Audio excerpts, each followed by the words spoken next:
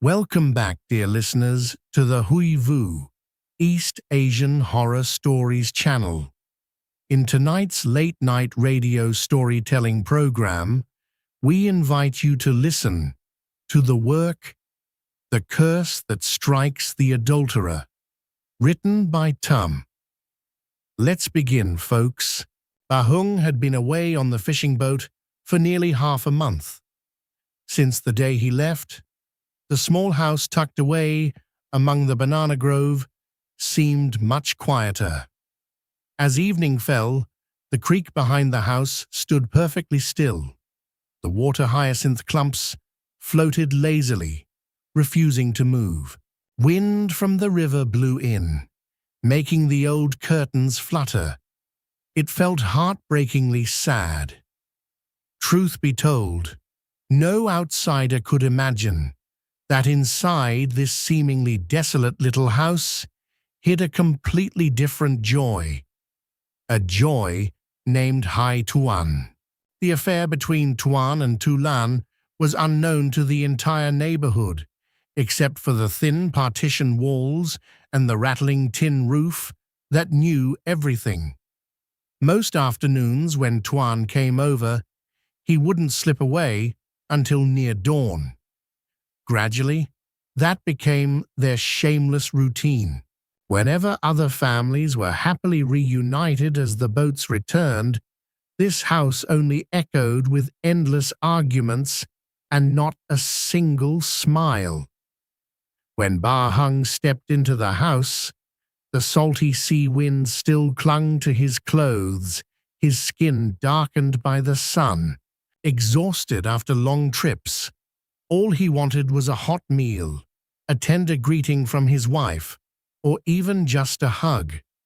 But Tu Lan greeted him with cold indifference, showing no enthusiasm at all.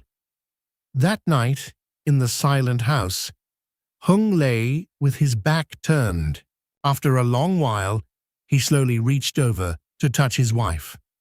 Lan pulled the blanket higher and said in a tired voice, "Tomorrow, I have to get up early to help with third aunt's offering ceremony. You just got back.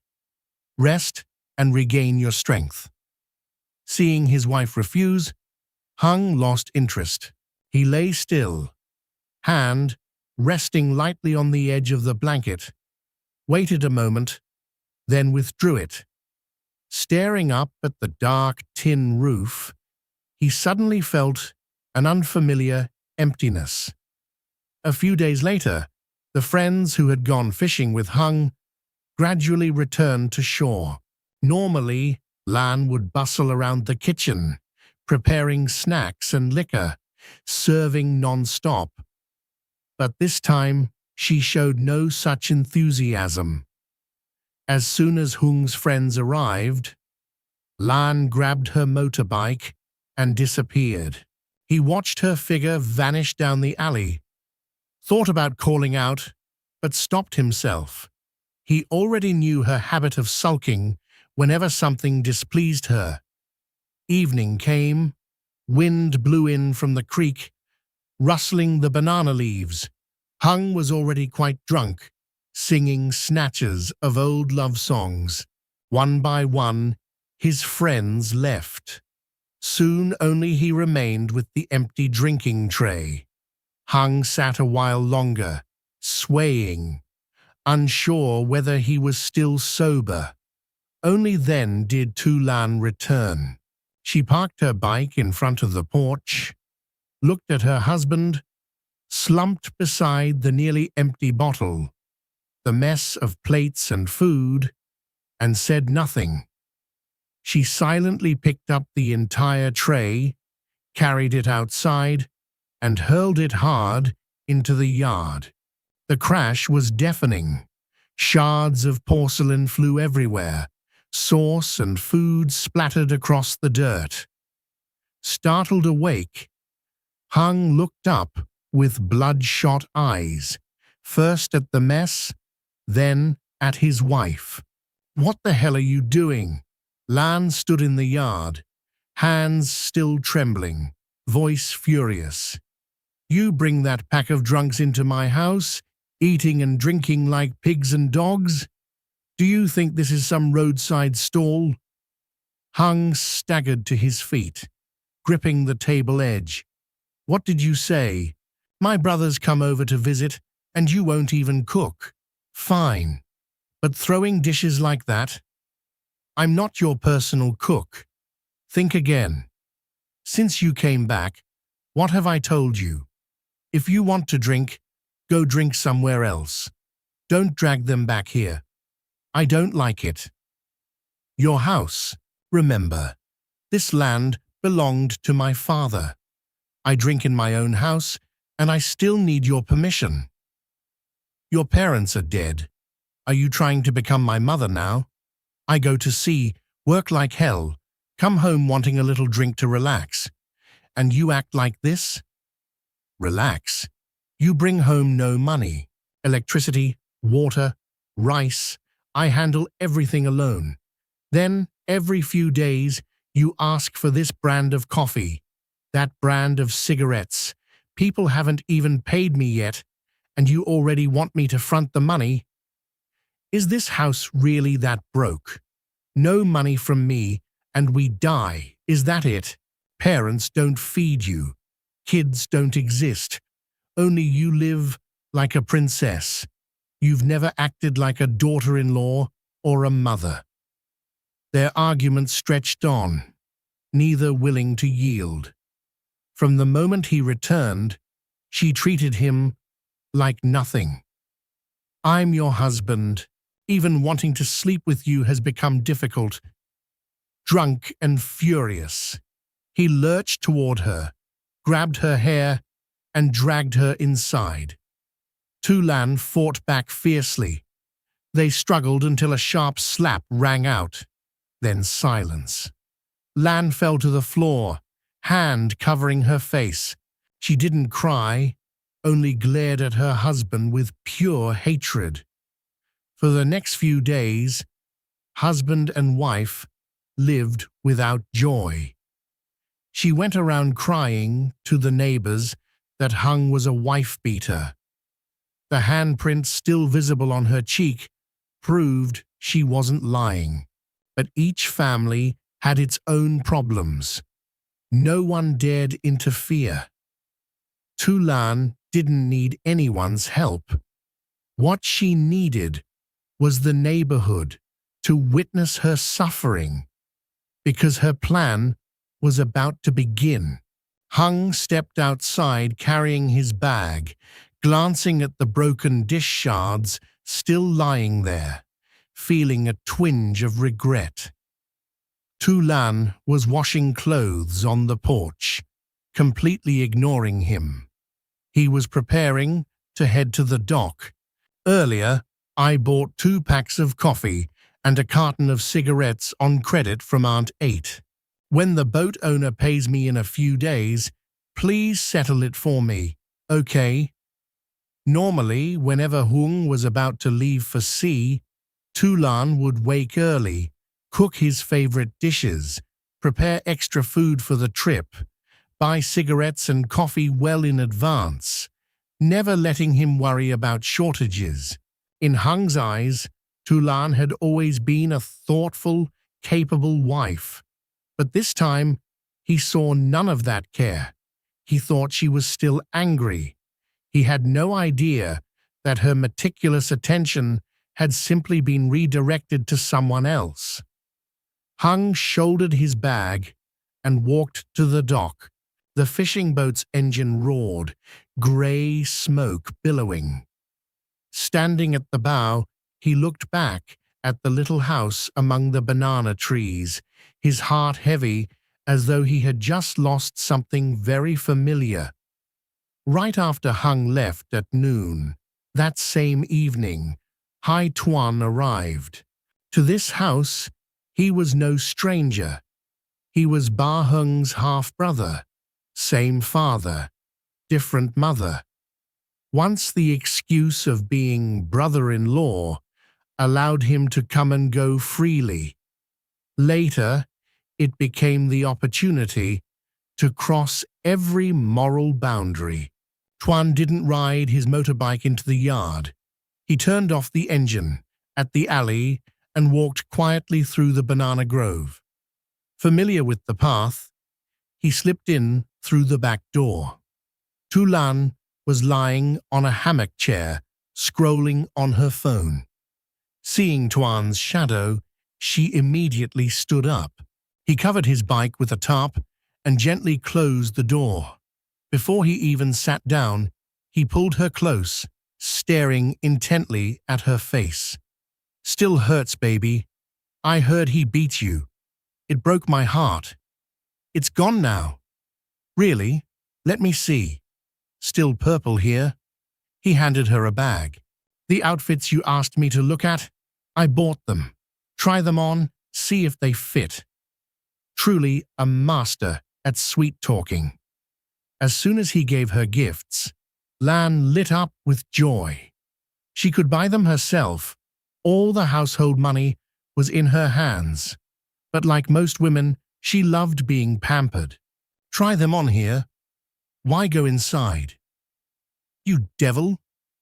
"Hey, these past few days he was home. Did you let him touch you? Remember, you're my woman now. You're not allowed to let him anymore. Understand?" The shameless man openly declared ownership while embracing his brother's wife.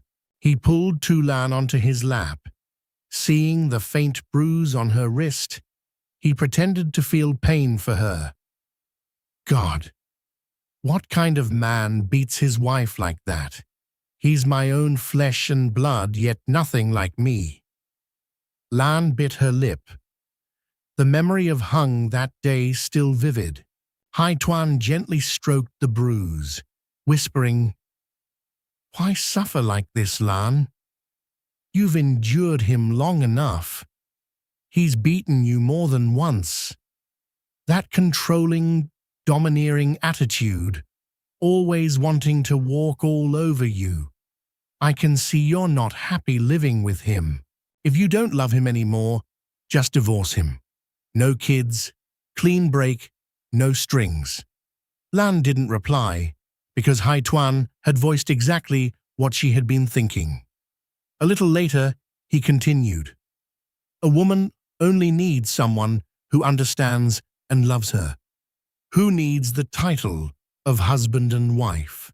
You chose wrong before. Now start over. Divorce is common these days.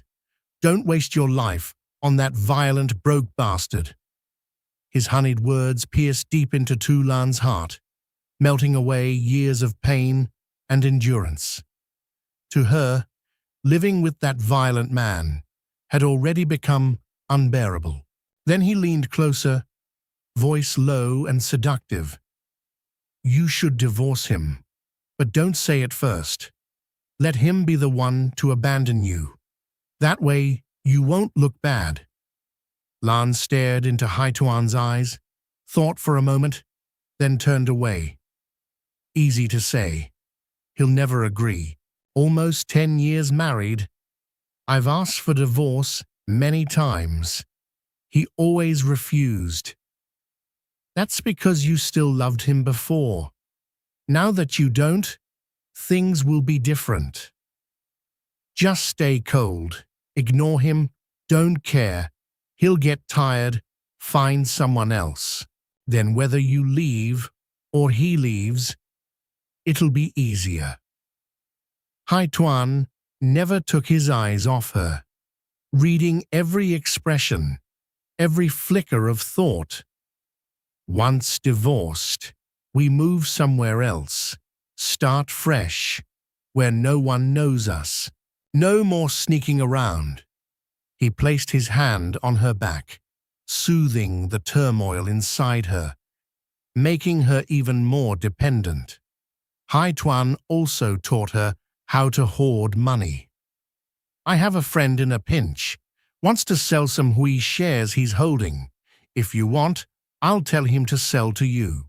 Buy them, keep playing, pay monthly dues. Just don't keep gold on you. If things blow up between you two, he'll demand it all back." Inside the house that once was a home for husband and wife Bahung, only cold calculations remained. But before their scheme could fully take shape, just a few days later, Bahung unexpectedly returned. He had been gone only 4 days. Tu Lan was eating lunch in the back kitchen when she heard the front gate creak open. Looking up, she saw Hung standing on the porch, still carrying the smell of the sea, holding a faded silver bag. She froze. Her first thought, he came back to catch her. The spoon in her hand stopped mid-air, nearly falling. "Why are you back so soon?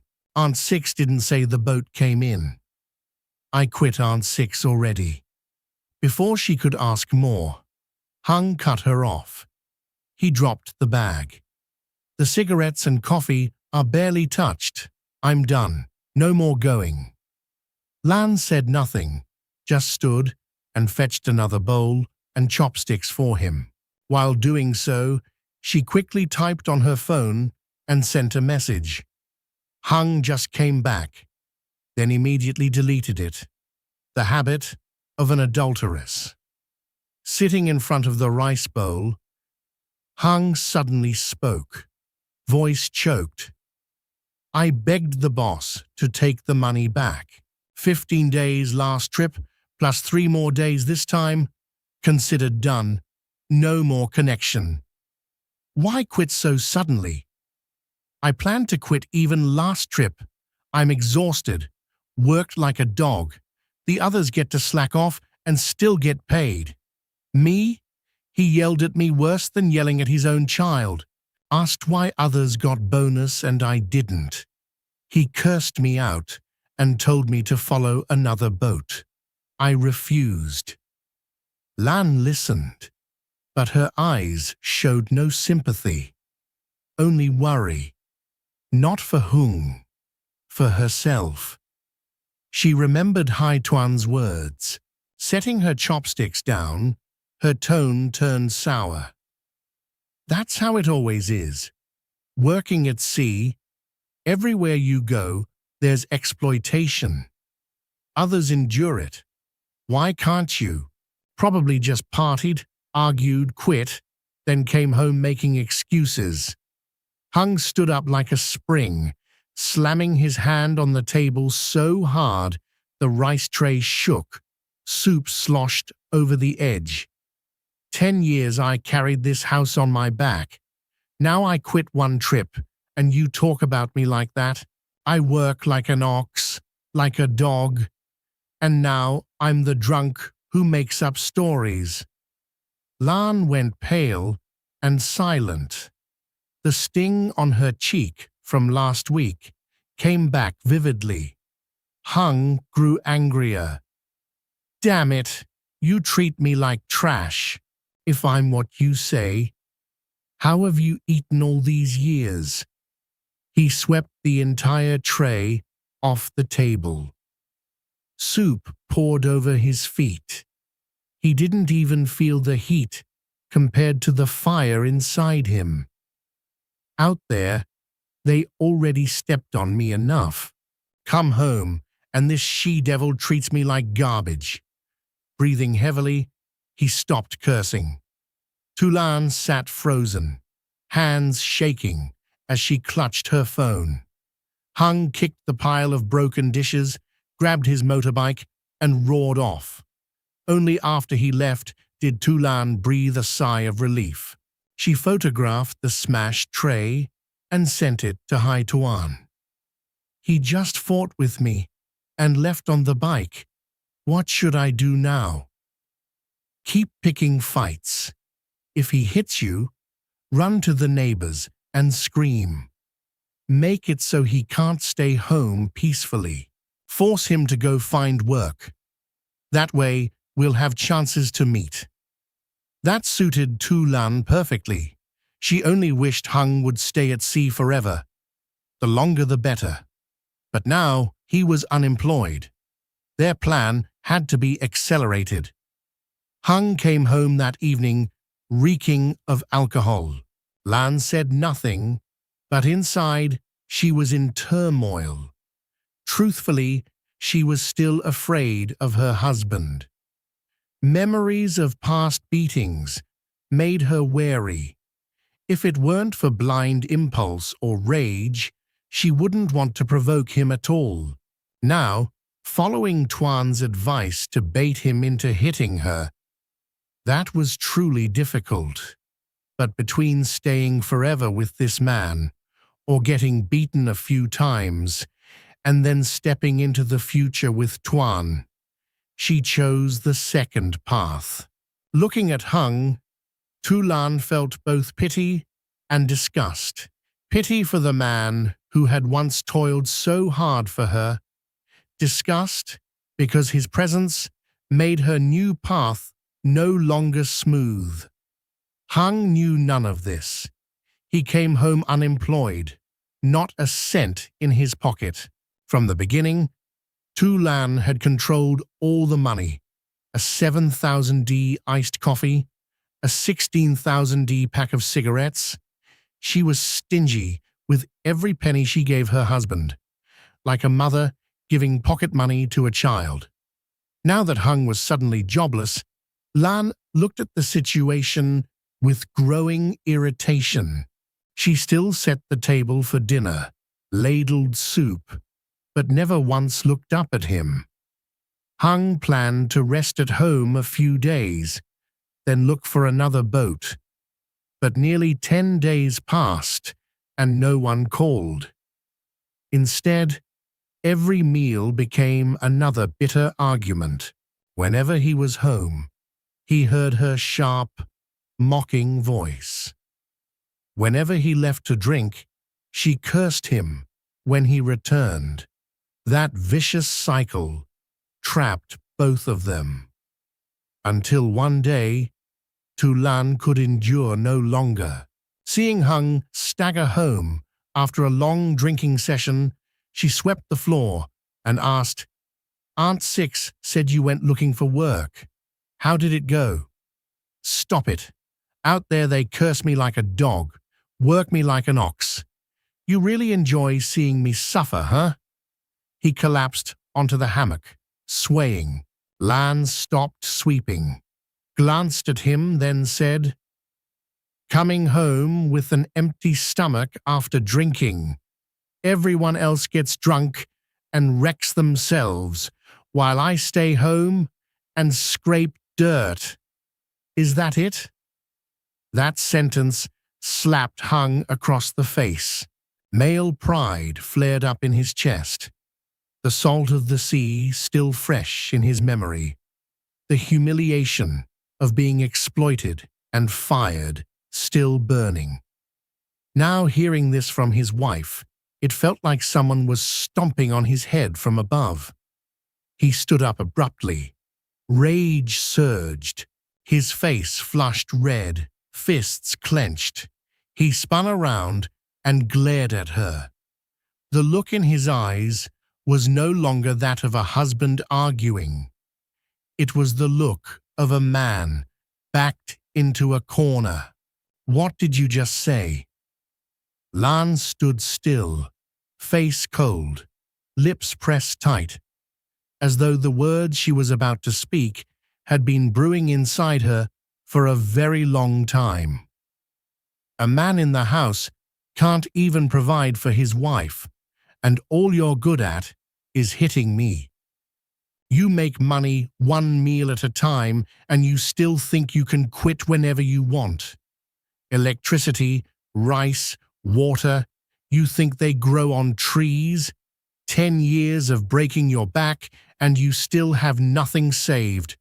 Take that money and eat. Have I ever let you starve? Have savings, enough for you to sit around doing nothing. Mountains can collapse, let alone a few measly bucks. Yeah, right. No money, and you tell me to use it. Where's all the money in the house gone?" Lan hesitated for a split second at his question, but quickly answered, with the story she had prepared. I played Hui and lost it all. What else? Who let you play Hui? They already drew the pot. I don't get my turn until next year. Until then, I still have to pay dues every month. You played Hui and didn't tell me? I played to make profit, not to spend it. Anyway, right now, there's nothing left in the house. Can you still support me or not? Hung had no understanding of Hui games. He only knew what his wife told him. Truthfully, he never really knew how much money was in the house. Lan stepped closer. Now only an arm's length separated them. Her face was taut. I'll say it straight. You're useless. A man who makes his wife worry about every penny is pathetic. If you can't support me, at least let me go out and work. Don't keep me locked in this house like a prison. 10 years married and no children. Money always short. What have I ever gotten from living with you? Those words stabbed deep into Hung's chest, like a knife. He staggered for a moment. Then his whole body burned like hot coals. You bitch! I'm your husband! Hung could hold back no longer. He slapped her hard across the face. The sound echoed, freezing the entire house. Lan reeled, clutching the table edge. Her left cheek immediately turned bright red, with 5 clear finger marks. Her eyes stared wide open at the man in front of her. If this had been the past, she probably would have cried and screamed. But now there was only hatred in her gaze. You hit me. That's all you're good for. Hitting me. When they stepped on you out there, why didn't you hit them? You can only hit me. Outside, you're nothing. Then she lunged, clawing at his face. Her nails raked a bloody line across his cheek. You hit me, you dog. Hung stumbled back, crashing against the wall. But a woman's strength couldn't match a man's. She was thrown down hard. Lan grabbed the ashtray and smashed it against his forehead. The ceramic shattered in two. Blood poured from Hung's head, streaming down his face. He panted, ears ringing, eyes blazing. Kill me then.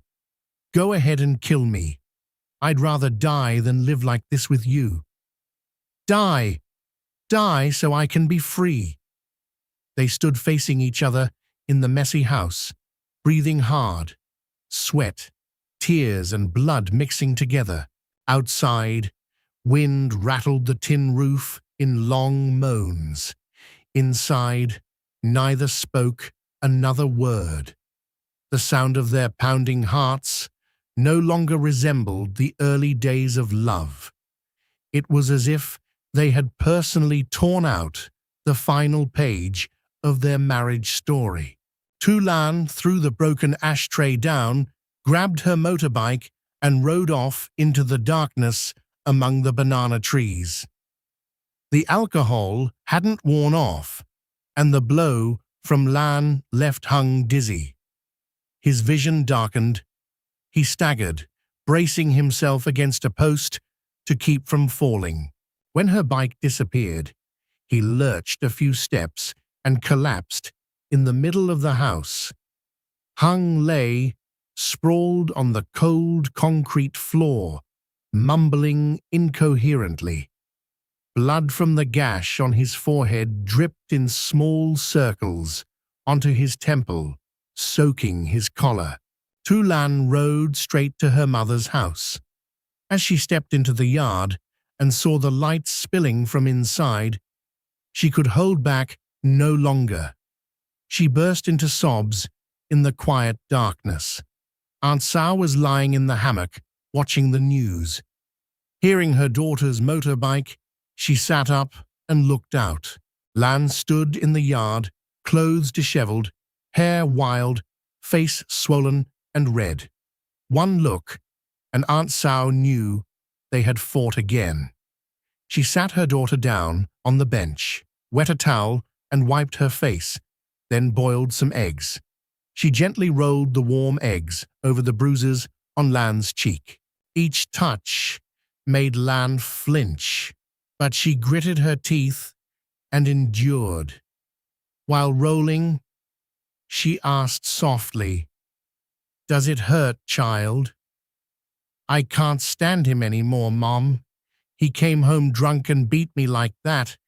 He doesn't respect me or you at all. I want a divorce." Aunt Sao set the egg down and held her daughter's hand. Her calloused, warm hand trembled slightly. She looked deep into Lan's eyes and saw not the tears of momentary anger, but deep exhaustion and firm resolve. Seeing her daughter still crying, Aunt Sao didn't say more, only spread a mat for her to sleep in the side room. Outside the porch, wind blew through the coconut grove, leaves rustling mournfully. Lan lay facing the wall, eyes wide open in the dark. Only after Aunt Sao had gone back to her room did Lan take out her phone. The screen lit up. Messages flooded in. "How are you? Reply to me, baby." "Lan, let me know you're okay." Tears streamed down her face, blurring her vision. She only typed one short reply and turned off the phone. "I'm at my mom's." At that moment, Lan wanted nothing more than to sleep and forget everything that had happened. 2 days later, Hung came to Aunt Sao's house. He stood on the porch, exhausted, eyes sunken, a long gash on his forehead still fresh. Aunt Sao saw the wound and felt a pang. She stepped forward. "My God, what happened?" He didn't answer, only pointed inside. "Oh Lord, I had no idea. That girl is really something. Why didn't you go get stitches? Look at it. How will it ever heal?" "I didn't have money." Aunt Sao sighed in frustration. Not at Hung, but at her daughter. She quietly went inside, took some money, and gave it to him. "Go get it stitched tomorrow, then buy medicine. Come back when it's healed." Good heavens! How could she leave you like that? Aunt Sao clicked her tongue and shook her head. "Tell Hung to go quickly." After he left, she dragged Tu Lan out and scolded her.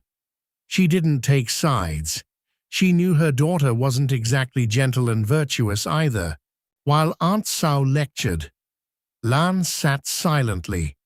No crying, no arguing. Everything was going exactly according to the plan she had laid out. The next afternoon, after the wound was stitched, Ba Hung came again, but instead of apologizing and taking his wife home like before, they argued right in front of Aunt Sao. Everything ended in bitter silence.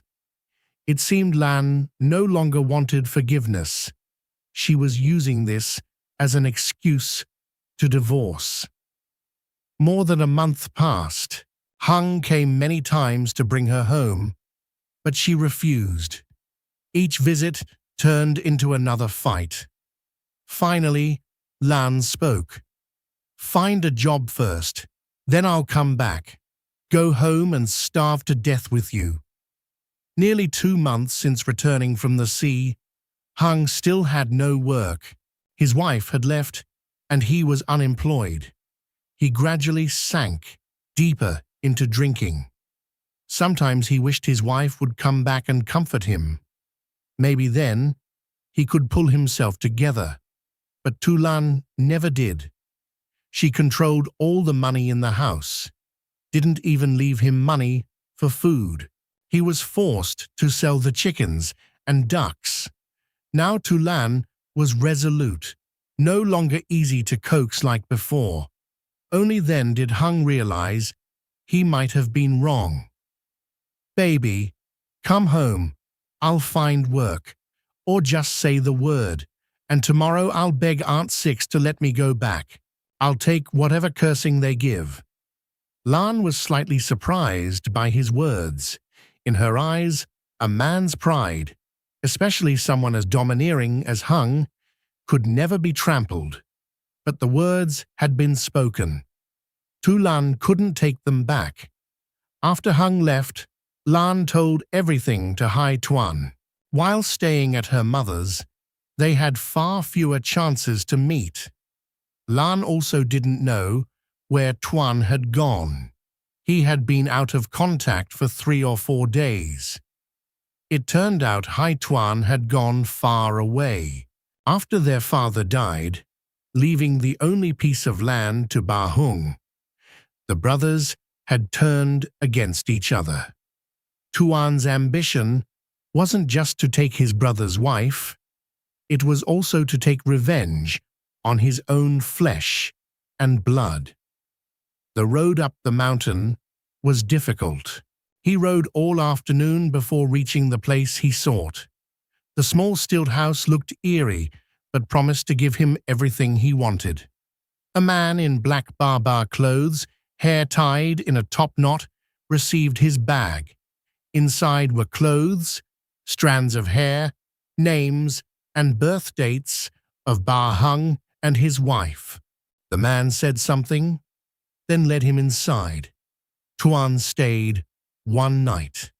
At dawn, the next day, he left happily. What he carried back was a curse, powerful enough to destroy a family. Tuan returned and sneaked to Ba Hung's house at midnight. The sorcerer gave him a bundle of dog and cat hair mixed together, a yem leaf charm, and a piece of lead. He buried the leaf charm in front of the door, drove the lead into a banana clump, and scattered the hair mixture around the house. When everything was done, Hai Tuan slipped away, patiently waiting for the result. The already fractured marriage between Tulan and Ba Hung grew even more poisonous. Meanwhile, every time Lan met her lover outside the district market, she was gradually affected by Tuan's love spell. He slipped Ngai potion into her food and drink. Within 21 days, she could no longer distinguish right from wrong, only obeyed his every arrangement. "He keeps coming to find you. I'm not happy. Now it's either you divorce him and stay with me, or you leave him completely and come away with me somewhere else. I can't keep sneaking around with my sister-in-law forever." His words were brazen. Only someone utterly shameless could speak them. And Tulan was that person. "I already told him to find work. If he gets a job, we can go back to how it was before. If you don't agree, then don't say anything else. Let me decide. Right now, he still has the land our father left. Make him transfer the title to you, then come back." "Why? You want me to go back and live with him?" "Stupid. You say that just to get him to transfer the property to you. Once you hold the red book, keep fighting with him. I'll teach you more later." Hai Tuan was a cunning old fox. He laid out a series of diabolical plans, leading Tulan and Ba Hung around like oxen on a rope. Moreover, with Tulan now under his spell, everything became far easier to manipulate. Following Tuan's instructions exactly, Tulan contacted her husband for the first time on her own initiative. When Hung saw his wife's call, he could hardly believe his eyes. He answered. Her tone was noticeably softer. Mum told me to come back, but I don't want to. Then what do you want? You have to transfer the house and land to me, all of it. The banana grove my father left too.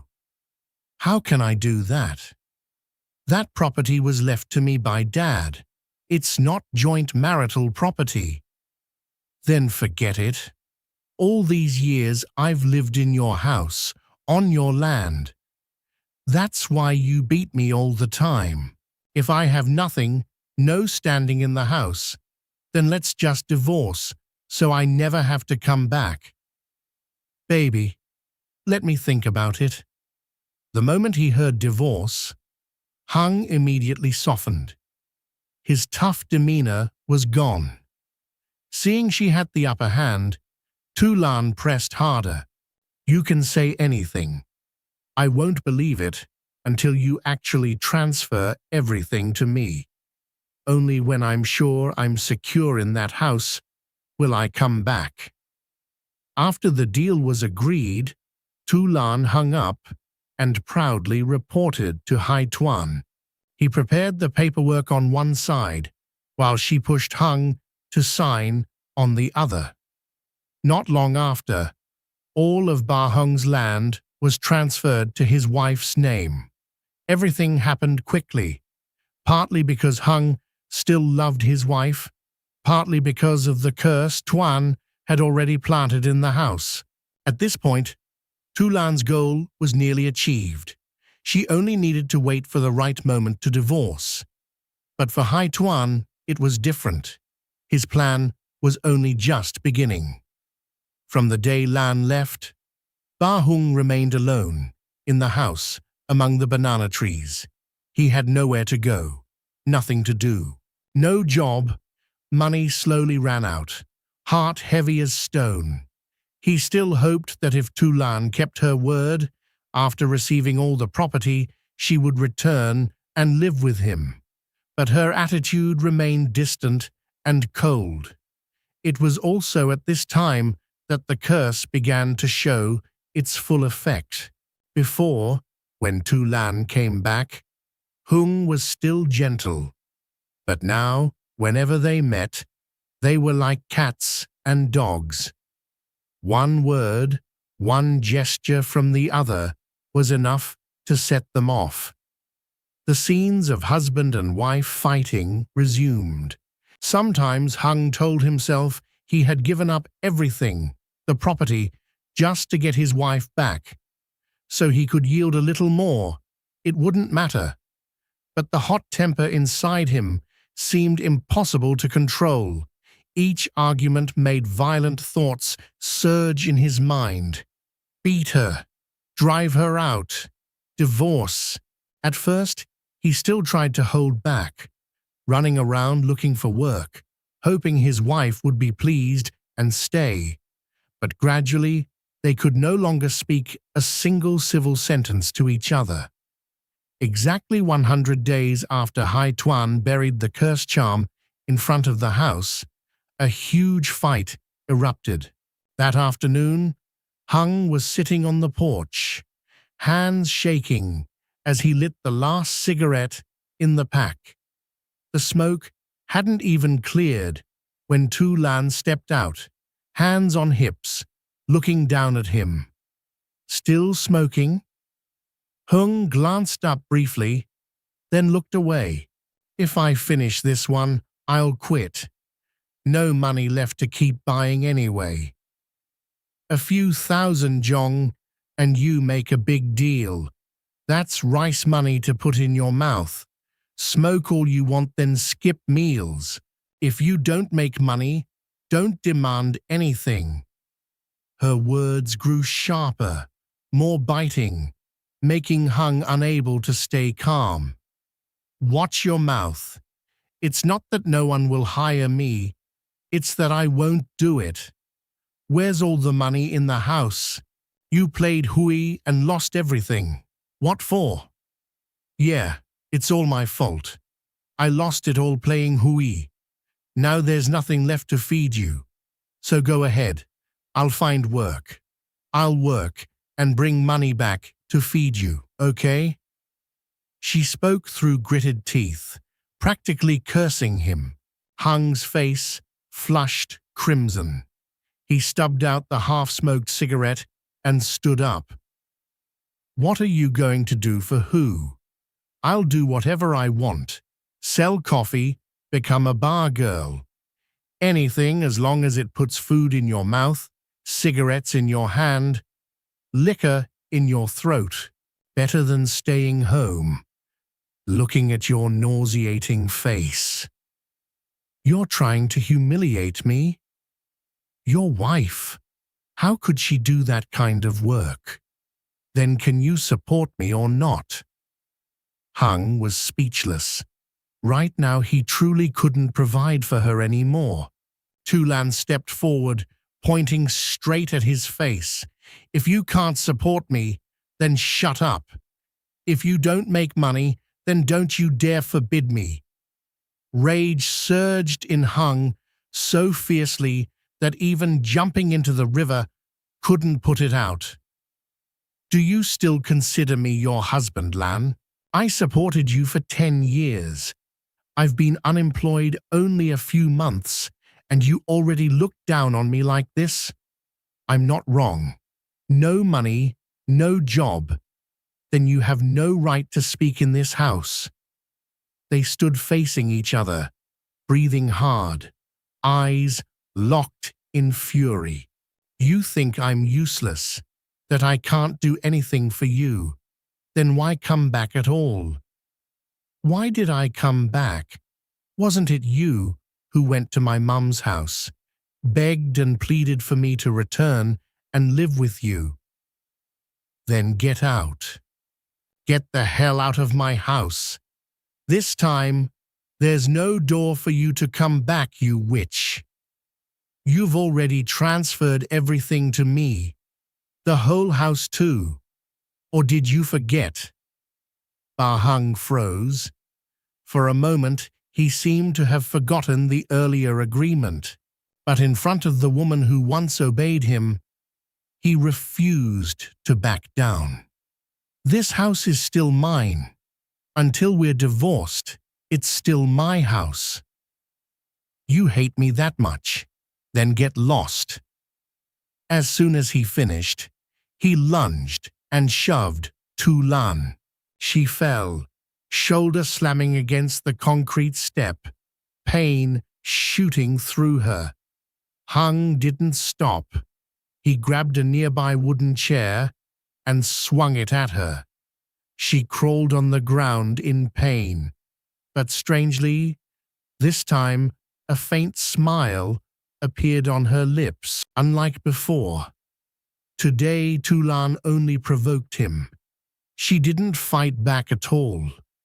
With her usual personality, she would never have let it go.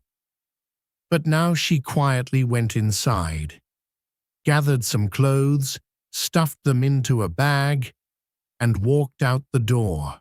Hung stood in the middle of the house, trembling with rage. Seeing his wife like that, he grew even more furious, cursing non-stop, while Tulan slipped away on foot. At the gate, she turned back and said one last sentence. "Remember clearly, from now on, my life has nothing to do with you." Then the gate slammed shut. A short distance away, Lan took out her phone and called HuyVu. He was waiting nearby and immediately rode over to pick her up. They had planned it in advance, deliberately provoke Hung until he attacked her. Then Tuan would take her straight to the hospital to document the injuries, gather evidence for unilateral divorce. Among the banana trees, wind rustled. Hung stood frozen, feeling as though his guts had been ripped out. This time, when Tulan left, she didn't go to her mother's. She rented another place, convenient for coming and going with her lover. From the day Lan moved in with Tuan, the old house among the banana trees had only Hung left. In the rented house outside town, Tuan began talking more about property, money, paperwork. He said that a woman's life without anything in her hand would make it hard to ever rise again. He reminded her that Hung never kept money. Everything he earned, he gave to his wife. No matter what she did, he never knew. Lan listened without speaking, but inside, waves began to rise. Tuan knew he had to speak slowly, couldn't rush. At this point, Lan was still wavering, part afraid, part worried, still feeling a little pity for Hung, but unwilling to return. The man was very good at reading women's psychology. Wherever his words reached, her heart softened. Meanwhile at home, Hung began to decline. A few days earlier, he still ran around looking for work. Now, he was discouraged. He stayed home more, drank more. Some nights, he got so drunk he sat in the middle of the house crying, screaming her name.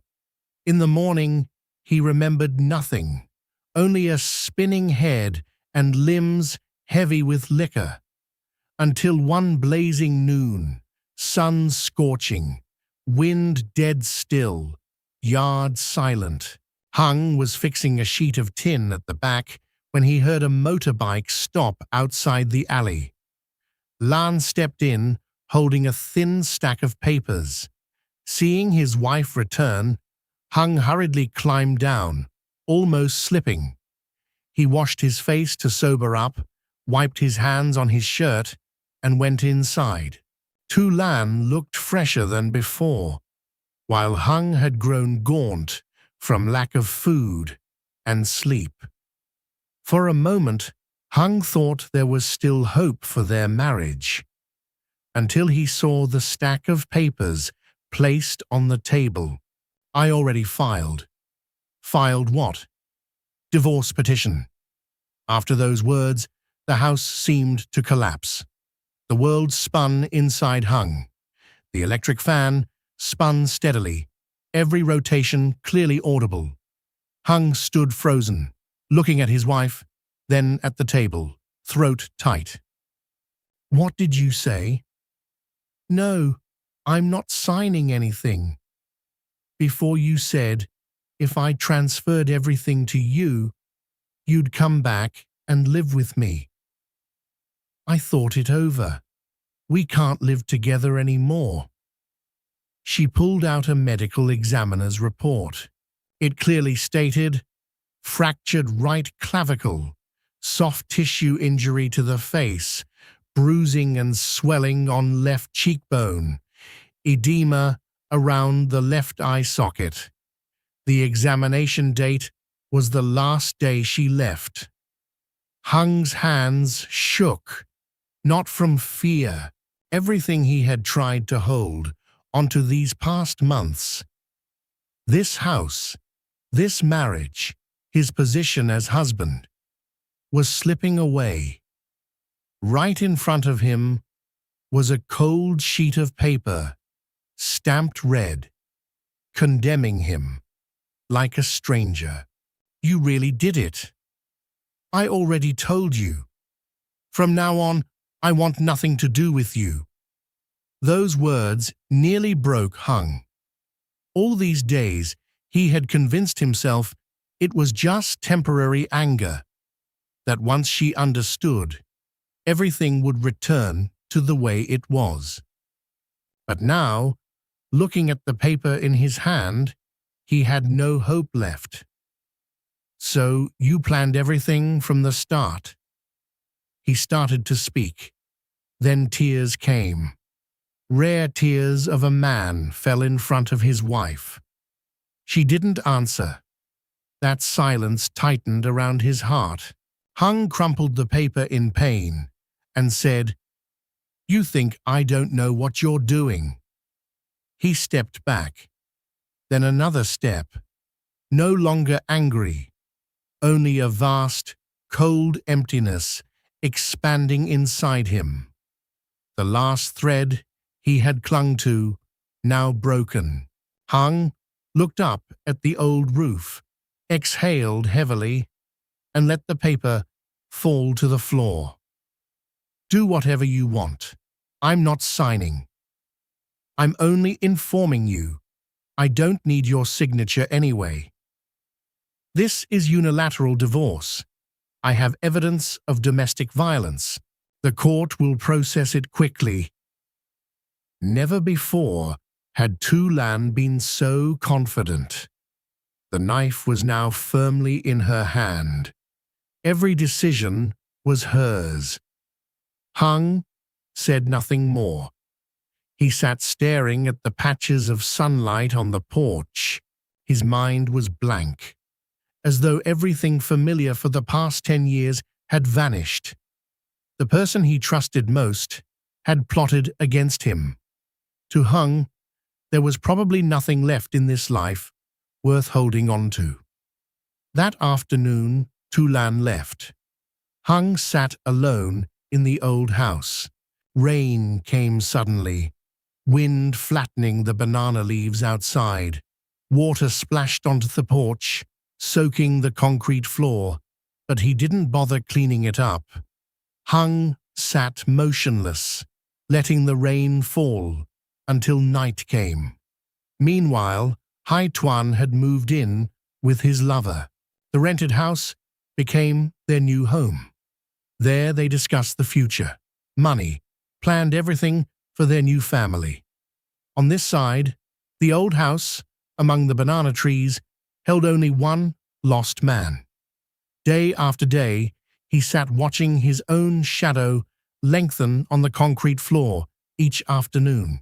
When he received the notice that no reconciliation would take place, Hung heard his wife's voice again. I filed for no reconciliation. Now we just wait for the court to dissolve the marriage certificate. Don't bother contacting me anymore. It's pointless. I know already. You really don't love me anymore, do you? She cut him off. At this point, you're still asking those questions. It's over. Not even a little bit left. Now, when I look at you, the fact that I don't hate you is already lucky. You hate me that much. If I die, you probably wouldn't even be sad. Stop talking nonsense. I don't have time for this. Do whatever you want. Don't threaten me. She hung up. The long dial tone ended the husband-wife relationship forever. That night in the dark house, no lights, no fan, Hung stared at the empty space where they used to eat together, argue, make up, plan to repair the house, and add doors. Those images flashed through his mind, then vanished like smoke. He slid down to sit on the cold concrete, legs stretched out like someone drained of strength. On his lap was a bottle of weed killer he had bought with the last of his money. The cap had been open for a while. The sharp chemical smell stung his eyes. Hung's lips trembled, teeth clenched so hard they made a dry sound. Each breath caught in his throat. The phone lay screen up on the floor, still showing the last message he sent. I want to be husband and wife with you until the end of this life.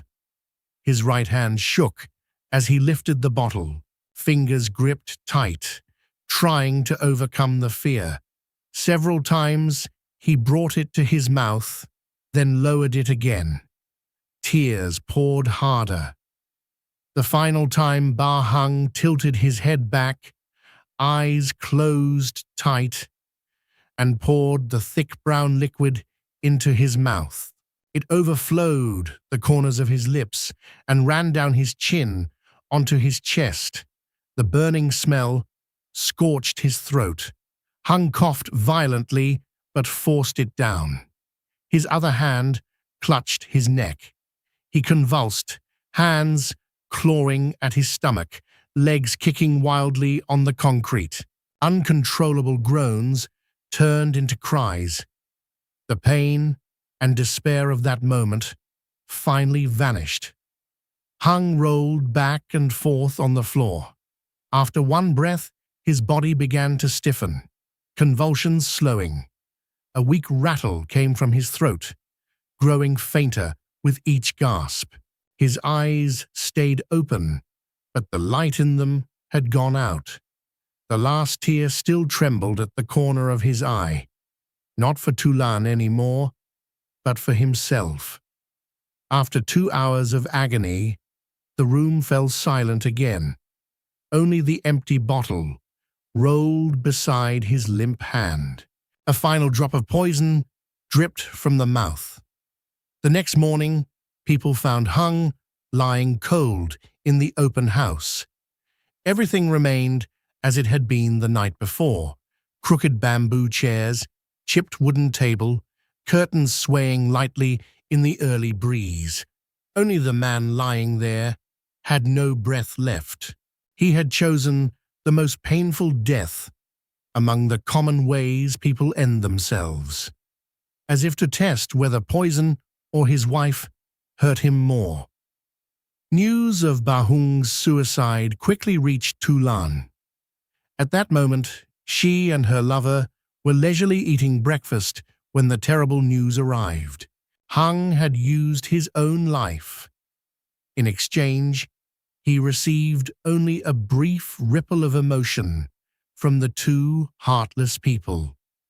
As his wife Tulan hurried back to the house, their plan to divorce had never been made public.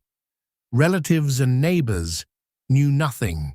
They only heard that husband and wife didn't get along, that Hung was unemployed so his wife had to go work at a distant factory. When Tulan returned, everyone pitied her.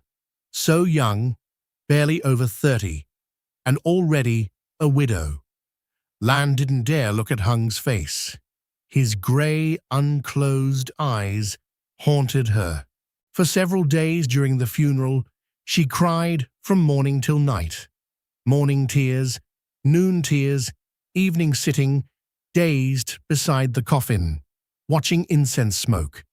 Neighbors who saw her felt sorry for her. Truthfully, though greedy and adulterous, Tulan never wanted Hung to die. Her only goal was to escape a suffocating marriage, live freely, and keep the property she believed she deserved after years of endurance. She never knew about Hai Tuan's curse, but Hung's death was also a kind of liberation for her, cutting all remaining ties. After the funeral, every night, Lan dreamed of Bahung. Sometimes he stood on the porch, face sad, silent. Sometimes he sat in the hammock chair, cigarette in hand, staring at her for a long time. She woke in the middle of the night, drenched in sweat, heart pounding. Gradually she became afraid of ghosts, no longer daring to sleep alone in that house. The banana grove she had once planted and praised for its cool shade now felt too gloomy. On the 49th day after Hung's death, Lan locked the house and disappeared. She moved in with Hai Tuan. The money she had once told her husband was lost in Hui. She gave it all to Tuan to buy a plot of land near a crowded area. Early one morning, Tuan took her to the district office. They sat waiting on a long wooden bench in the cold hallway. When their number was called, Lan stepped into the room to sign. The officer flipped through the file, stamped each page. The sound of the stamp thudded pleasantly. When they walked out, Tuan smiled and said, "So it's done. From now on, you hold property in your hand. No need to fear anyone anymore." Lan felt half joy, half anxiety. On the way back, she held the red book, occasionally opening it to look. Seeing her name neatly written on the pink paper, her heart still wasn't at ease. Tulan thought she had laid the first brick for a new life. Little did she know she was stepping deeper into a trap with no way back. After buying the land for some time, Tulan gradually spent all the remaining money. Only then did she think about doing business. Before, all household money had been earned by Ba Hung alone. Now that he was gone, Lan suddenly felt the pain of loss. But with Hai Tuan by her side, she wasn't too worried. Tuan's paint shop was still doing well and growing. Surely it wouldn't be long before Tulan became the lady boss, just sitting and counting money. That night, lying in her lover's arms, Tulan softly asked, "Your paint shop, how much profit does it make each month?" Hai Tuan froze for a moment at the question, then answered calmly, "Why do you ask that?" "Never mind. If you want to know, tomorrow I'll take you to the shop to look at the books. Later, you can help me, right?" Hearing words that affirmed her position, Tulan's eyes lit up, happy like a child. "Do you think your business is stable? I mean, is it sustainable?" "What do you mean? I've been doing it for over 10 years. If it wasn't good, I would have closed long ago. How could I keep it going until now?" Hearing Tuan speak confidently about business and paint a bright future, Tulan felt the last trace of guilt toward Ba Hung disappear. She only regretted not marrying Tuan back then, instead choosing a rough man like Ba Hung, suffering bitterness until everything ended in ruin. But Hai Tuan's talent was turning the hunter into the prey. While Tulan was still enjoying her happiness, thinking she had changed her fate thanks to her lover, behind her Hai Tuan began a new plan. Knowing her greed, he used it, step by step, luring her deeper. When she held the monthly profit sheet of the paint shop, Tulan came up with the idea to expand. Without Tuan saying a word, she spoke first, wanting to mortgage the newly bought land together with him to make it bigger. "What do you think? Your paint shop is in this district anyway. I've decided we have to go big, at least to the provincial town. I don't want to stay here forever and run into people I know." "Sure, why not? You're my sister-in-law. After your husband died, you came to help me sell and earn a living. That's normal. Who would say anything to be afraid of?" "No, that's not it. I want you to expand your shop bigger, and I don't want to stay with you as your sister-in-law anymore. I want to be your wife. You know how much it costs to rent a place in the provincial town. You have to pay at least 3 to 6 months in advance, plus expansion needs more capital. Let's just start small and grow slowly." Lan pushed his hand away. If this had been Ba Hung in front of her, her attitude would have been different. But this was Hai Tuan, the man she never dared displease. "You don't have money, but I do. Mortgage the land we just bought, take the money, expand the shop. When business is good, we buy it back. You say that and I listen, okay?" "How can we? That land is already in the planning zone.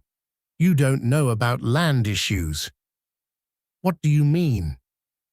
"You said they're going to build a road through our land. Compensation would be double. Didn't you tell me that when we bought it? I was so happy to get it.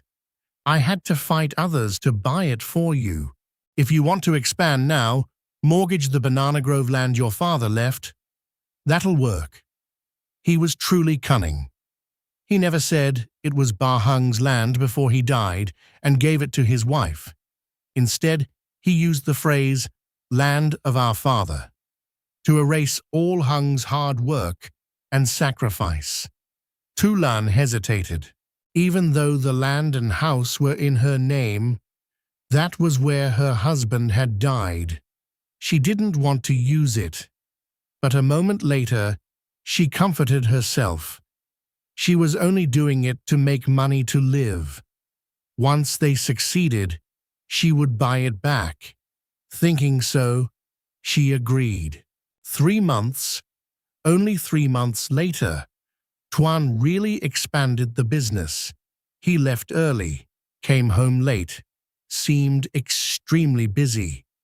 Tu Lan saw it and felt sorry for him, but mostly trusted him more, believing she had chosen the right person. But exactly on the anniversary of Bahung's death, an earth-shaking event happened that almost made Tu Lan collapse. While she was checking incoming orders, a luxury car slowly pulled up and parked by the roadside. A man stepped out. His demeanor suggested he was very familiar with the shop. He walked straight in and sat in the waiting chair. Thinking he was a new customer, Tu Lan poured water and started chatting. "What kind of paint are you looking for, sir? Just tell me, and I'll quote you according to quantity." The man removed his sunglasses and looked her up and down. "Where's Tuan?" "He's out delivering paint, sir. Did you have an appointment with my husband?" "Appointment? I can come whenever I want." "So you never told your wife that I'm the owner of this shop?"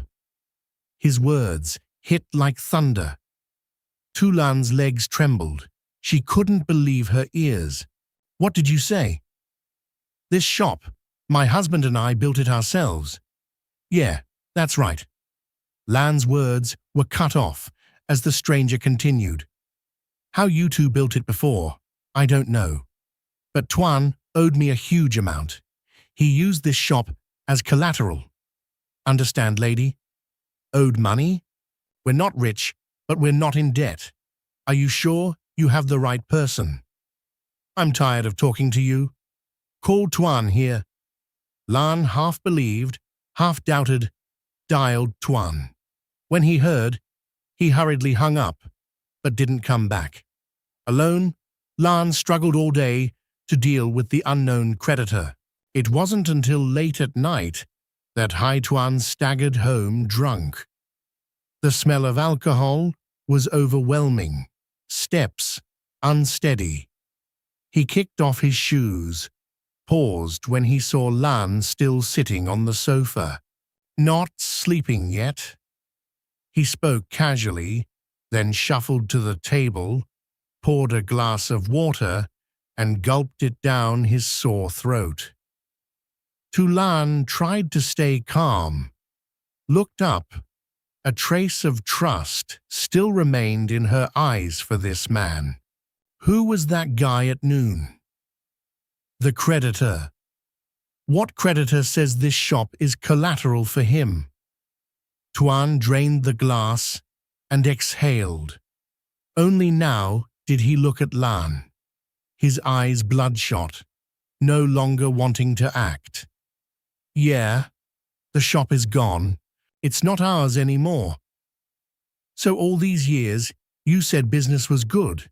Where's the profit to pay him?" "I used the money to buy land." Tuan fell silent for a long time. He looked at the floor and laughed, then said one sentence. Lan was stunned. She didn't understand what he meant. She had mortgaged the land and house to raise capital for the shop. Now he said he used the shop to buy land, but perhaps Tuan knew what questions were running through her mind, so he answered before she asked. The day you mortgaged the land and house to raise capital for the shop, I did bring the money back for you to count, right?" He paused for a beat. Lan stared harder. "That money? Was it your money? You gave it to me?" "Because you were stupid. You handed everything over to me. You only knew how to count money. You didn't even know the name of the person who lent it." It turned out Tuan's real name was Bui Than Sang. She had trusted him completely when signing the mortgage. Sang had arranged the whole drama, someone pretending to be the lender, fooling this gullible woman. The result? Now, Lan had lost the shop. But for Tuan, it was different. He had obtained the banana grove and the old house that once belonged to Ba Hung. His goal had formed long ago, even before he began the affair with Lan, specifically after their father died. Mr. Chin had 2 wives. The first wife was Tuan's mother. But after meeting Hung's mother, he abandoned his wife and son to live with his new love. Tuan's mother suffered, took her son far away to make a living, and eventually died in a strange land. Meanwhile, Mr. Chin lived with the second wife and had 1 son, Ba Hung. When Mr. Chin died, Tuan was present, but the father left him nothing. All land and property went to the youngest son. From that moment, hatred took root deep in this man's heart. Tuan stayed in the district, opened a small paint shop, quietly made plans, step by step, approaching his youngest brother's family. But Ba Hung was suspicious by nature. He disliked his half-brother and kept the door closed, never letting him in. Yet the honest man ultimately could not defeat the cunning one. The land Mr. Chin left to Hung after so many twists ended up in Tuan's hands. Now, Lan had no ability to repay the debt, no way to redeem the land, forced to transfer the title to the creditor. This time, Tuan held all the cards. He no longer showed any courtesy. "Now, either transfer everything to me, or I file a civil lawsuit to seize the collateral. That's it." He shrugged, feeling he was standing on top. "So all this time, you planned to scam me. What love? You tricked me, you dog." Tuan's eyes turned savage. He stood up and slapped her hard across the face. When Lan fell back onto the couch, he climbed on top of her, grabbed her hair, and pinned her down. Every word he spat carried murder. "Scam? This was calculated long ago. I'm not like Hung. I'm not stupid like him. You and him. Birds of a feather, both dumb as oxen." He slammed her head against the couch and continued. "You think I want you? You're no better than a bitch dog. After this guy rides you, the next one will come. Did you think I'd be the last?" Saying this, Hai Tuan finally released her head. Lan lay dazed, face bruised, but she heard every insulting word clearly. The humiliation and bitterness at that moment were indescribable. She lay motionless, eyes filled with tears, staring at the ceiling. Tuan staggered into the bathroom. The house fell deathly silent, only the soft sound of Tulan's sobbing. At that moment, she finally realized she had lost her husband, lost the land, lost the house, and was losing the rest of her life. When Hai Tuan came out, the house no longer had Tulan. She had packed her clothes into a small bag, taken the red book, and quietly left. That night was no different from 2 years earlier when she was beaten by Hung and ran to her lover. The only difference, this time, no one was beside her. Lan returned to the old house near dawn. The narrow path leading in was covered with dry banana leaves, weeds growing wild against the wall. The wooden door, half rotten, leaned to one side. A light push made it creak loudly. The house was dead silent. No people, no lights, only dampness, dust, and the smell of time. Lan stood a long time on the threshold, clutching her bag of clothes, hair disheveled, cheeks bruised and not yet healed, lips swollen, one side of her forehead still throbbing. The concrete floor felt cold as she stepped inside. Spider webs hung thick on the old walls. Lan set her bag down and walked toward her husband's altar. A match flared. The photo of Hung, with his sad, gentle eyes, seemed to see his wife. Lan didn't cry. She no longer had the right to cry. Weren't all these retributions exactly what she deserved? In her mind appeared Tuan's face when he turned on her.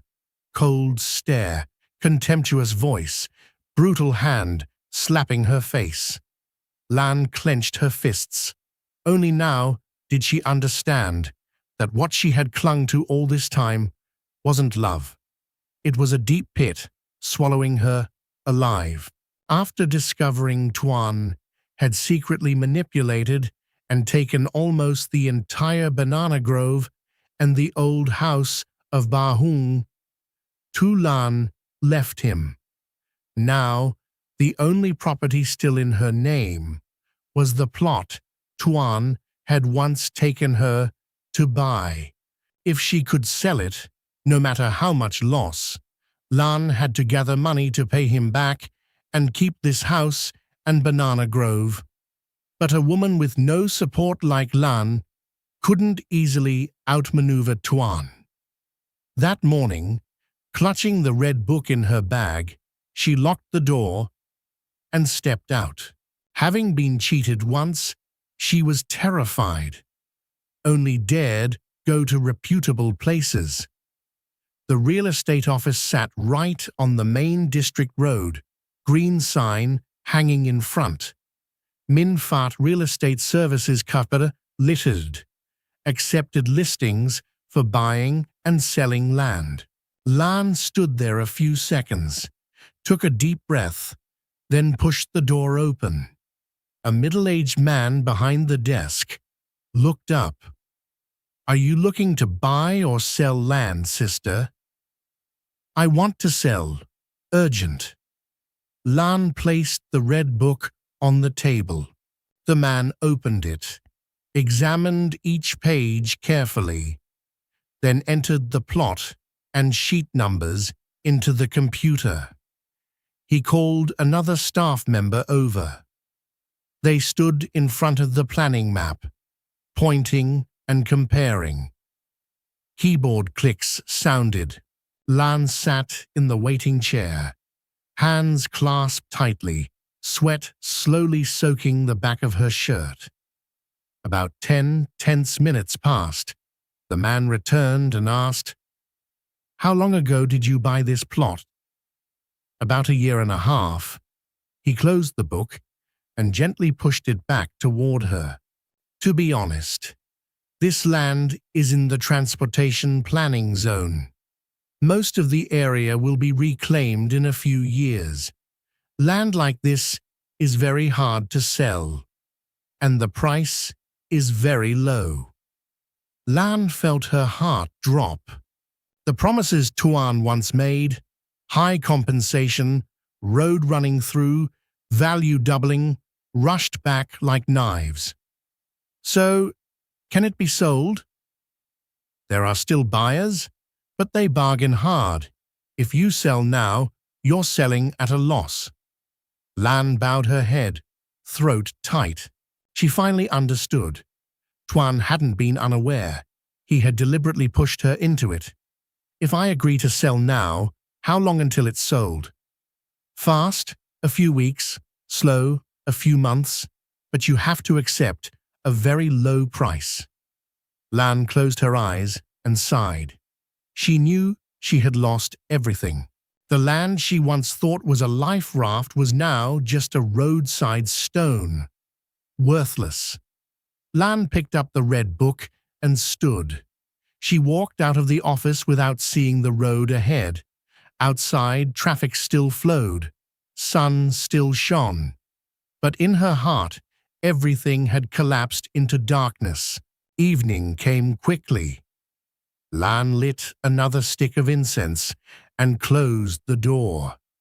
She spread a mat and lay right in the front room beside Ba Hung's altar.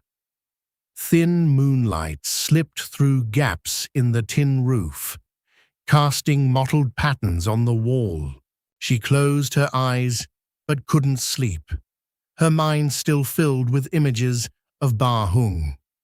She turned to face the wall, forcing herself to sleep.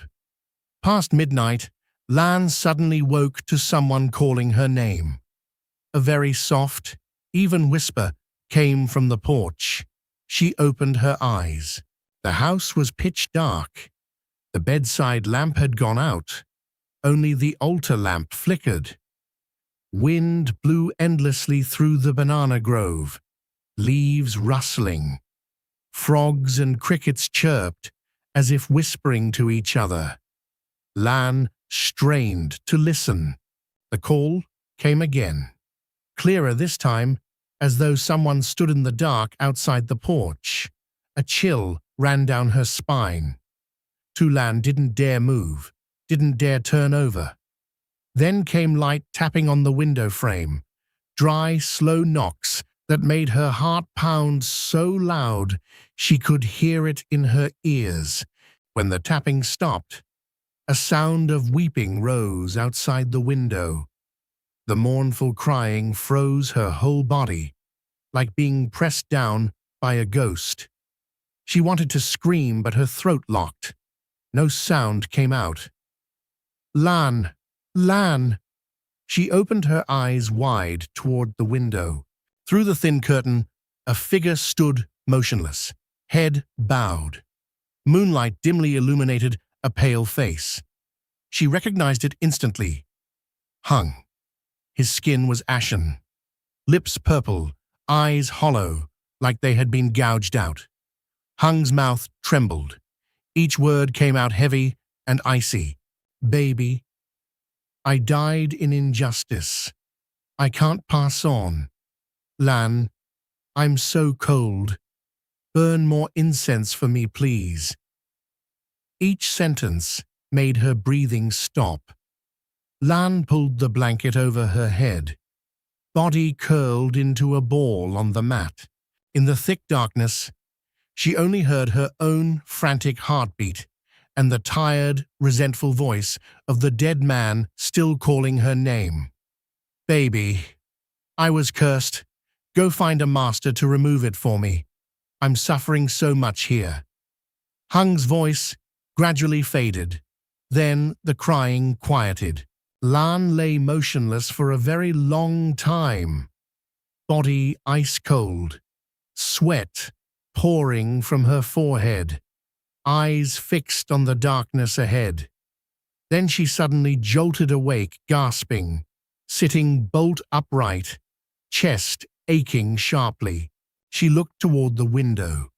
The curtain had been pulled aside, night wind blowing cold inside. She slid down to the floor, clutching her chest, unable to breathe. That night Lan didn't dare sleep again.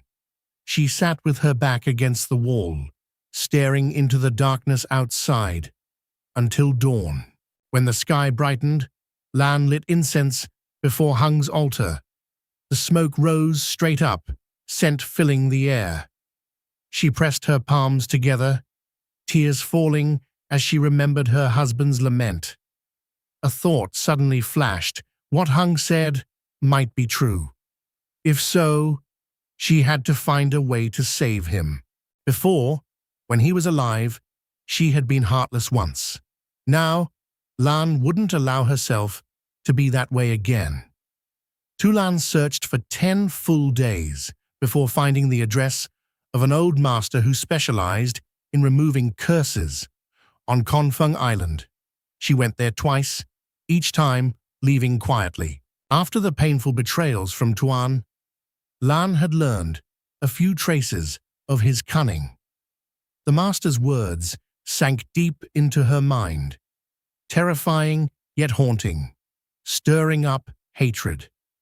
When everything exceeded what a lone woman could bear, Lan decided she would drag him down with her. One morning she offered fruit and incense before Hung's altar, then quietly crossed the river. This was her third time coming to that house. The dirt path between coconut groves was silent, sweat soaking her back. The dilapidated level 4 house with peeling walls appeared before her. The old sorcerer was watering pots of ngai plants he had grown himself. He seemed to have been expecting her. As soon as Lan entered the yard, he carried out a kettle of water to offer. This time, you've thought it through, right? Yes. Everything I told you last time, you understand clearly now. You've decided. Besides removing the curse for both husband and wife, I also want to return that curse to the person who cast it. Her words were far firmer now. The shadow of the naive woman who only knew how to follow others had disappeared. Wind rose from the river, coconut fronds rustling. Incense smoke drifted thick inside the house. Lan saw a fresh betel leaf, a dried areca nut, and a piece of ngai on the ritual table. The master gathered them, dropped them into a cup of liquor, and placed it on the altar. After murmuring incantations, invoking the spirits of heaven and earth, cold currents immediately ran down Lan's spine. The master took the cup and walked 9 circles around the altar, chanting as he went. The betel leaf quickly turned black, no longer floating, but slowly sinking. That proved the curse had indeed been inside Lan for a very long time. This curse was made with his own blood. But that's not all. Right now, your internal organs contain a lot of black worms and sharp nails. If you want it removed, we must take them out. Hearing that, Lan grew even more terrified, only nodding frantically, entrusting everything to the master. The old sorcerer took another handful of fresh ngai, pounded it with coarse salt, mixed it evenly in his palm. The raw, spicy, salty stench was so strong it made her eyes water just from smelling it. He poured the mixture into a clay pot and set it in the blazing sun until it became a black, charred block that looked as though it had gone through countless rituals. He pulled Lan out to the middle of the yard. Sit here. Whatever I do, you must endure. The sun was directly overhead, heat pouring down like fire. The ground burned hot against her skin. As soon as she sat, sweat poured from her back, shirt clinging to her body. The master took a small black knife from the altar, thin and razor-sharp. Before Lan could react, he sliced a 3-inch line across her upper arm. The cut wasn't deep, just enough for blood to flow. Amid the wind, Lan heard someone crying, now far, now near, now right beside her bleeding arm. Her eyes began darting rapidly, following those strange sounds. The master burned a red charm, waited until it was nearly ash, then dropped the ash into the pot, stirred it with his hand, and handed it to Lan, ordering her to drink. The stench of Ngai ash blood made her body rebel. But she had come this far. No hesitation left. She lifted it and drank in one gulp. As the cursed liquid slid down her throat, it burned like fire. Her stomach cramped violently. Before she could stand, she collapsed, vomiting a thick black mass mixed with fresh blood onto the ground. The smell so foul it choked her. Lan coughed violently, tears and mucus streaming, body limp. The master wasn't surprised. He supported her to sit on a mat in front of the altar. He tied red thread around her wrists and ankles. Finally, he gave her a protective charm. Bury this under the bed where you sleep. The curse inside you. I've removed most of it. Come a few more times, and it will gradually disappear. And your husband's trapped soul. I'll handle it at the same time. He let Lan rest a moment. She was exhausted. Lan watched the old master take out 4 charms of different colors, write spells on them with the remaining chicken blood in the pot. After finishing the ritual, he gave them to Tu Lan, instructing her to bury them at the 4 corners of the house, exactly where Ba Hung had taken his life. Only then could Hung's soul break free from the binding and be released. The master also reminded her very carefully, before, the person who cast the curse buried a charm in front of your door. It's still there. You must dig it up and burn it. If it remains, your husband will have difficulty escaping this binding. Yes, I'll find it. Anything else, master? The one who cast the curse on you two. Within days, he will receive the returned curse. All the suffering you and your husband endured, he will have to endure too. Those final words before Tu Lan left strengthened her resolve even more. Even if she had to tear up the entire yard and banana grove, she would find that buried charm. The front yard was wide, soil dry, cracked in places, soft in others. Standing in the middle, Lan suddenly felt anxious. She didn't know which direction Tuan had buried it, only that it was somewhere in this yard. She held the hoe and stood silently for a long time. Wind blew through the banana trees behind, rustling. The house stood quiet, as though holding its breath, watching her. Before starting, Tu Lan had burned incense and prayed to her husband, asking him to guide her spirit so she could find it quickly. Then she began. First strike. Dry clods flew. Second strike. Arms already tiring. She dug here a bit. Nothing. Moved there. Nothing. Dig. Rest. Rest. Dig. Hard soil made the hoe bounce back, numbing her hands. Sweat poured from her temples down her neck. But no matter how tired, Tu Lan kept going. Past midnight, all she had dug up was dirt, stones, and grass roots. Time passed. Both knees ached, back numb. Lan squatted down, panting, heart pounding like a drum. In despair, the image of Ba Hung and all her wrongs toward him rose again. Tears flowed on their own, salty and bitter. She stood and continued digging here, then there. Every corner was turned over. Her hands blistered, caked with dirt.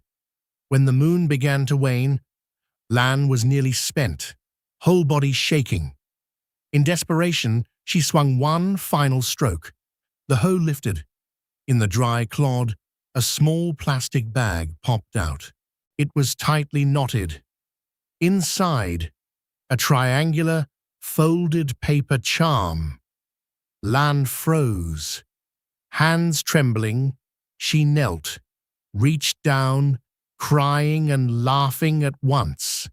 Finally, after all her effort, she was rewarded. "I found it, Hung.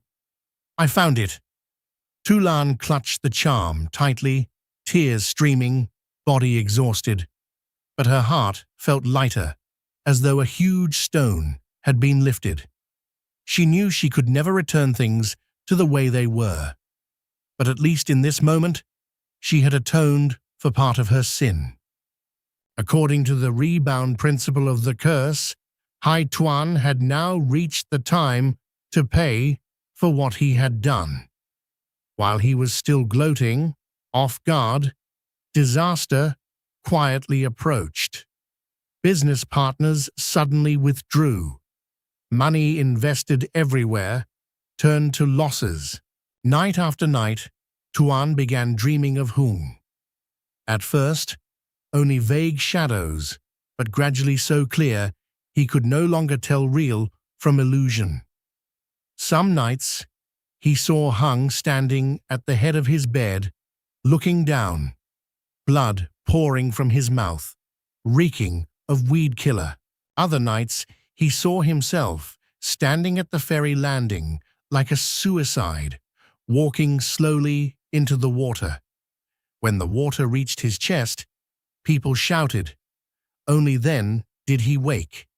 From then on, Hai Tuan declined rapidly, mentally crumbling, just like Ba Hung before him. For months, he became a walking shadow. The once lively house now held only him and loneliness, eyes sunken, eyelids heavy as though weighted with stones. Looking in the mirror, he no longer recognized the gaunt man with thinning grey hair and ashen face. On the fateful night, rain poured like a flood, lightning flashing across the yard into the house. Tuan sat under the porch, holding a bottle of weed killer he had just bought for 30,000 D. Hands shaking, he unscrewed the cap. The sharp chemical smell stabbed straight into his stomach. Tuan closed his eyes, tilted his head back, and poured a small gulp. Bitterness spread from tongue to throat, then exploded in his chest like fire. He coughed violently, tears streaming. The bottle fell to the floor. 10 minutes later, the real pain began. Tuan felt as though an invisible hand was squeezing his stomach, then twisting it. He clutched his belly, crawled inside, collapsed on the floor. Sweat poured like rain. The writhing agony Ba Hung once endured, Hai Tuan now tasted every bit. He curled up, hoping death would come quickly like it had for Hung, but it didn't. The torment stretched on for hours until he bit through his lower lip, blood and saliva dripping down his chin. The torture of the poison made Tuan regret everything. He never imagined dying could be this hard. He wanted to scream, but only weak, hoarse groans came out. At times he fainted while the toxin continued destroying his body. Tuan no longer wanted to die. Standing at the edge of life and death, he became a coward. He grabbed his phone and called for an ambulance himself. That night, the whole neighborhood outside the provincial town was shaken. Tuan was taken to the hospital after lying for hours in the house with the bottle of poison. As he was loaded onto the stretcher, in a haze he saw in the corner of the room a man standing silently, face unclear in the flickering light and shadow, watching him being carried away. Tuan narrowly escaped death, but he was no longer the Tuan of before. The provincial hospital kept him for a month and a half before discharging him. His kidneys were severely damaged. central nervous system badly injured from phosphorus poisoning. When he woke, he no longer remembered his own name. Tuan's eyes were vacant, mouth mumbling disjointed words. Rain, road, money, arms and legs weak. He lay bedridden. The only person who returned to care for him was his ex-wife. When he was rich and happy, in his days of glory, he never remembered anyone. But now, lying helpless, needing to be fed, needing someone to change his diapers, that woman came back. A day of husband and wife means 100 years of meaning. Tam could not abandon the father of her children. Tulan looked at her sister-in-law and felt endless shame. She felt herself inferior, not even worth 1 foot of that woman. Hospital fees, medicine, physical therapy for Tuan consumed almost all the money left after selling house and land. Everything went to Tulan, while doctors were still fighting death to save Tuan's life. At home, she managed to recover the red book of Bahung's house and land. The mortgage papers were torn up. In the rainy season that year, when everything with Tuan had ended, Tulan quietly left the old house. She took no money, only a brown cloth bag, a simple set of clothes, and Bahung's spirit tablet wrapped in red cloth. The road up to the small pagoda was winding. Rain fell lightly, ground muddy and slippery. Lan walked slowly, each step heavy, yet her heart felt strangely light. At the pagoda gate, she knelt, bowed deeply for a long time. Lan asked for no blessings, no romance, only to repay what she still owed. She placed Bahung's spirit tablet in the small rear worship room, personally lit incense, pressed her palms together, and prayed, "From now on, stay here with me.